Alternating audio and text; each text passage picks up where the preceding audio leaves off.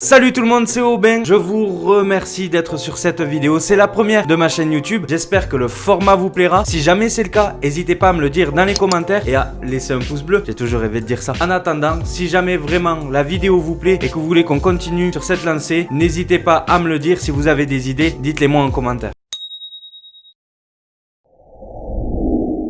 Vous avez été nombreux et nombreuses à m'écrire un message privé pour que je vous donne un petit tuyau, une astuce, une solution pour rédiger votre dossier de candidature pour participer à Koh Lanta. Je vais essayer dans cette vidéo de vous expliquer ce qui a fonctionné pour moi. Ce n'est pas dit que ça fonctionne pour vous, mais en attendant, j'ai eu la chance de participer à cette aventure et comme pour vous, ça a démarré par un dossier de candidature que je vais vous expliquer dans cette vidéo. Restez bien jusqu'à la fin, je vais vous donner le petit tuyau qui, je pense, pour moi, m'a permis de recevoir le fameux coup de téléphone pour aller à la prochaine étape du casting. Donc le dossier de candidature, vous devez aller le récupérer sur mytf1.fr. Vous allez pouvoir le télécharger au format PDF et l'imprimer ou le remplir sur votre ordinateur. Il est composé de 3 parties. Je vais passer très vite sur la première. C'est l'état civil. L'état civil, c'est tout simplement le nom, le prénom, l'adresse, l'âge, votre profession, votre situation familiale. Alors situation familiale, c'est marié, célibataire, etc., etc. Il n'y a vraiment rien de compliqué sur cette partie-là qu'il faut remplir sur le formulaire d'inscription. Ensuite, vous allez avoir les 3 questions. Ces questions-là, il faut y répondre sur papier libre. Papier libre, ça veut dire quoi? Ça veut dire que vous ne devez pas répondre sur ce formulaire-là, vous devez y répondre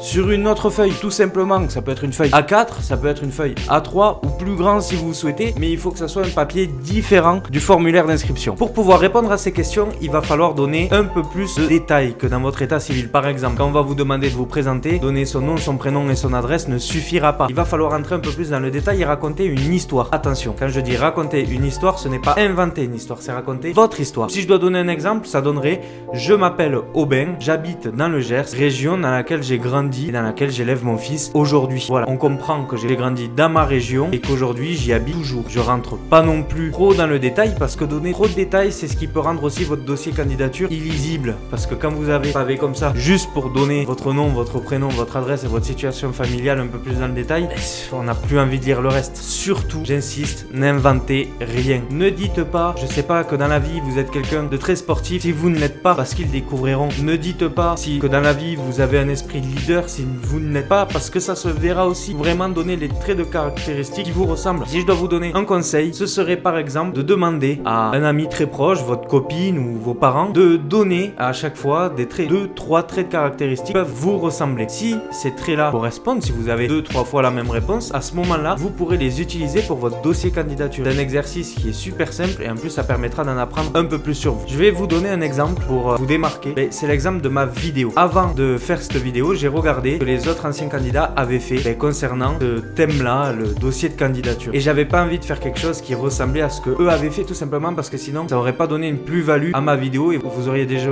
sûrement quitté, parce que j'imagine vous avez déjà vu les autres vidéos présentes sur YouTube. Donc vraiment, faites quelque chose qui sort du lot. Pour la question, qu'est-ce que Koh Lanta changerait dans votre vie? Déjà, il y a 100 000 € à gagner, donc forcément 100 000 €, pour certains ça peut changer une vie, pour d'autres non. Je pense que déjà le gain peut changer votre vie, mais par contre ça, je pense, Koh Lanta ça va au-delà de ça. Ça va au-delà de l'argent, sinon on partirait vers une autre émission pour peut-être un peu plus et qui serait beaucoup moins éprouvante. En fait, je pense que Koh Lanta ça changera votre vie, mais intérieurement ça va vous changer à vous. Vous allez voir des choses. Après, ça dépend de tout un chacun, mais tant qu'on n'a pas vécu Koh Lanta, on peut pas imaginer Koh Lanta et ce que ça peut changer en vous. Mais là encore une fois, c'est à vous de l'imaginer. Et je peux pas vous donner la réponse à cette question, simplement parce qu'il n'y a pas de réponse précise non plus. Pourquoi devrions-nous vous choisir plutôt qu'un autre? Là encore, cette question, elle est très compliquée. Moi, pour pouvoir répondre à cette question, j'avais essayé de regarder des vidéos sur les CV, parce que j'avais imaginé qu'un patron me dise pourquoi je devrais vous prendre à vous plutôt qu'un autre, etc., etc. Alors du coup, j'ai regardé des tas et des tas de vidéos pour essayer de répondre à cette question. Moi, par exemple, dans la vie, je suis pas quelqu'un qui va me mettre plus haut qu'une autre personne. Avoir tendance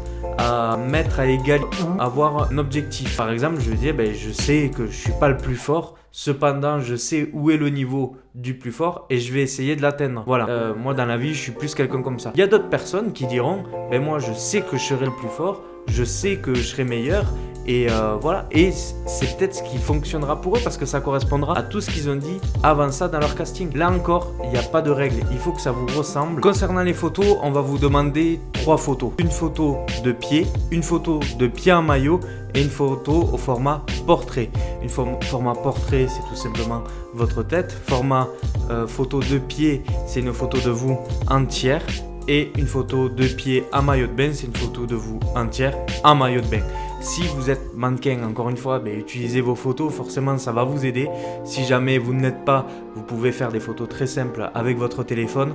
Et encore une fois, il va falloir que vos photos vous reflètent. Si vous êtes quelqu'un de rigolo, si vous êtes quelqu'un d'excentrique, etc., il va falloir le faire ressortir sur vos photos.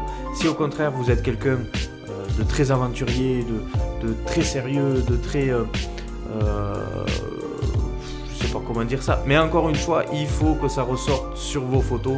Et après, si vous êtes quelqu'un de très sportif, etc., c'est ça qu'il faudra mettre en avant sur vos photos, encore une fois. On arrive déjà à la fin de cette vidéo. J'espère que j'aurais pu éclairer les points d'ombre qui n'étaient pas spécialement clairs pour vous, que mes conseils vont pouvoir vous aider à rédiger votre courrier pour le casting de Koh-Lanta ou pour d'autres castings, ça peut très bien être pour d'autres émissions. On va du coup résumer en 3 points ce que je vous ai expliqué.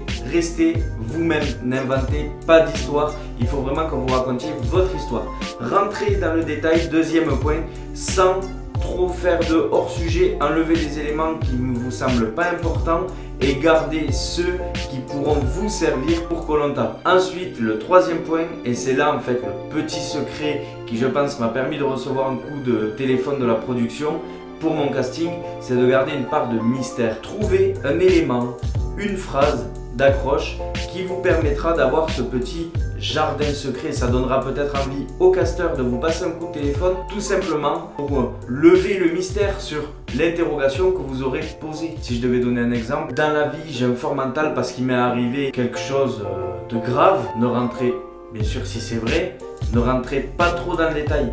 Le casteur, ça attirera peut-être un peu sa curiosité et il voudra peut-être vous passer un coup de fil pour savoir qu'est-ce qui vous est arrivé pour avoir un si fort mental. Voilà les amis, on a terminé. J'espère que la vidéo vous aura plu et vous aura aidé. Je me répète encore une fois, si le format vous a plu, n'hésitez pas à me le dire en commentaire.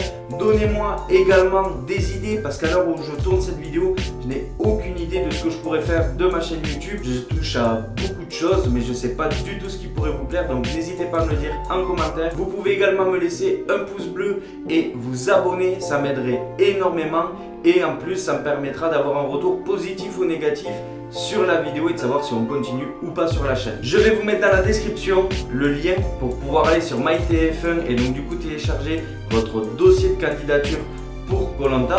Et dans la description, je vous partagerai également mes réseaux sociaux sur lesquels on peut échanger ensemble pour cette vidéo ou pour d'autres. C'était Aubin pour ma première vidéo YouTube et je vous dis à bientôt.